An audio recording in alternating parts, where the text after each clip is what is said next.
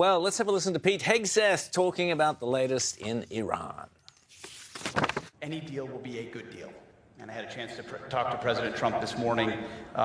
He wanted me to reiterate how patient he is in ensuring that with America undertaking this kind of historic endeavor, any deal will be a good one. Our ability to recommence if necessary is we are more than capable. Our stockpiles are more than suited for that, both there and around the globe, because of how we balance exquisite and more plentiful munitions. So we're in a very good place. Well, for me, the key thing there is that they're prepared to keep on fighting, and that's the recommence the battle or bombing or whatever it takes, because there's no point doing a deal with these clowns, well, the Ayatollahs. They're not going to stick to any deal. And what's the point of a deal? The only thing that is necessary in Iran is regime change. That has to happen, and that will only happen when the pressure is so intense on the Ayatollahs, the mullahs, the IRCG, that the people of Iran have the confidence to rise up. That's the end game. Well, yeah. I mean, the thing is, the problem that I have kind of with all this talk about a deal and making a good deal is that a deal isn't victory. You know, and this is what America voted for, was that you're not going to war unless you're going to actually win a war. And that I think, we can't get away from this. And I think Trump's going to have a bit of a problem with some of his constituents and some of his base if there's a deal that looks like, well, why did we rattle all this, spend all this money, time, treasure to get a position where you're kind of back where you started from? Yeah.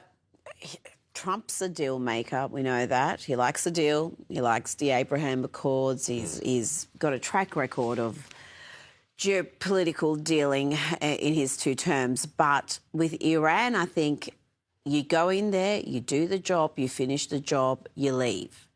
And then it's up to the Iranian people to overthrow the regime. They're as weak as they have been in 47 years. But I just don't understand this determination to have a deal in place when we know that regime is so fractured. So you could strike a deal, but the IRGC will undermine it almost immediately, which then makes you look weak. So yeah, I don't know who within the administration is pushing this notion that the exit strategy has to have a deal attached, because you got the job done. You've gone in there, you've eliminated essentially their navy, you've devastated their army, their air force, you've destroyed the nuclear sites, set back that nuclear program decades. Job done. Yeah, well, exactly, except though that now, if they've mined the Strait of Hormuz, if the Iranians have mined it, if they're now controlling it in a way that they weren't controlling it before, and if they retain that uranium stocks, that's not good. That's actually winding up in a worse position. But surely the might of the American military can deal with the Strait of Hormuz. And with Iran. Well, they should be doing it right now, not, sitting around talking about a deal. Just go in and get it done. Yeah. Absolutely.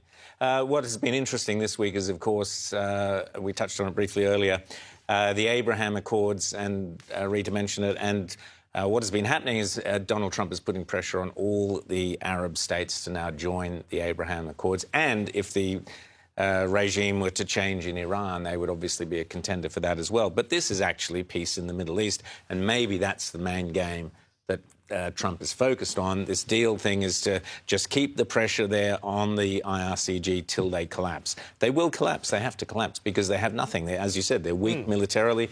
As Rita says, they have no support from within the country. So at some point, they have no support within the country, but the portion of the country that does support them has all the guns. Yeah, that's why they're in power. And we have seen how they crack down on any sort of dissent, any political protests are met with gunfire. They've slaughtered tens of thousands of people just in this year. So this is something that the Iranian regime, and this is why they can never be allowed to have a nuclear weapon, because they would use it. That is, they're not wanting a nuclear weapon for defence. They're not wanting a nuclear weapon for a what-if scenario. They would use it, and they've said they would use it. Yep.